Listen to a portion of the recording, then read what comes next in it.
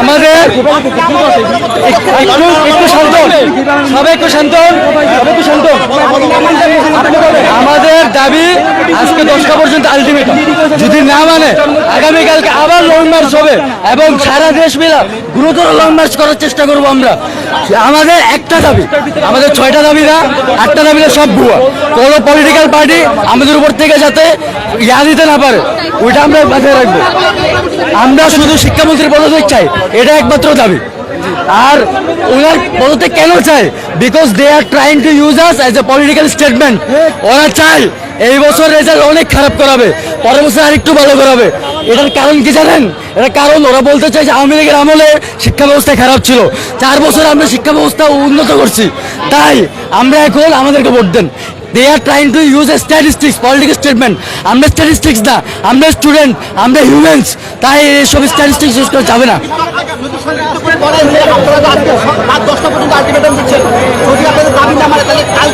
আন্দোলন চলবেই চলবে। আচ্ছা আমি বলি, এটা যদি আপনারা যদি বলেন যে নির্দিষ্ট কোনো টাইম দিচ্ছি না, আজকের জন্য এখন পর্যন্ত 10টা পর্যন্ত, এটা অনির্দিষ্ট মানে নির্ধারিত কোনো সময় নাই। যতক্ষণ না তারা আমাদের দাবি মানবে ততক্ষণ না। মূলত আমরা মূলত কিন্তু আমাদের মূল উদ্দেশ্য সরকার পতন নয়। আচ্ছা আমি বলি আচ্ছা আমার একটা প্রশ্ন। হ্যাঁ আচ্ছা হ্যাঁ বল। একজন করে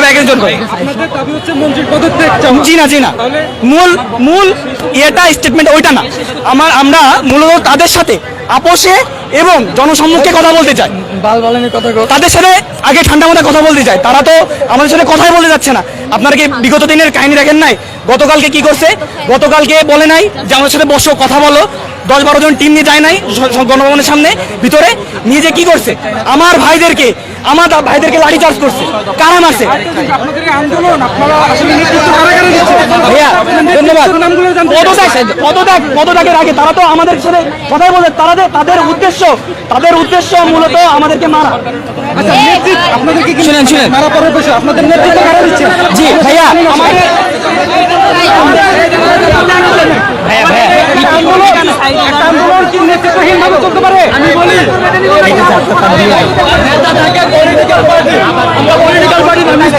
আমরা সবাই সমান, আমরা বৈষম্য বিরোধী, আমরা সবাই সমান।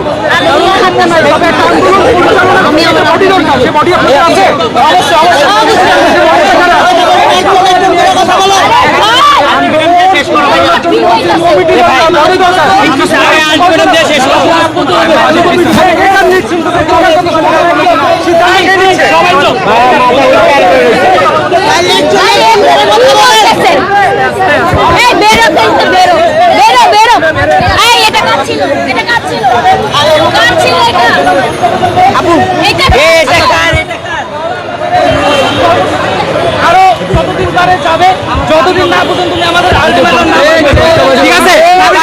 আমাদের দাবি মানতে হবে। একটাই শিক্ষামন্ত্রীর আপনার পরিচয় একটু বলেন। আরেকটা কথা, আপনার নাম?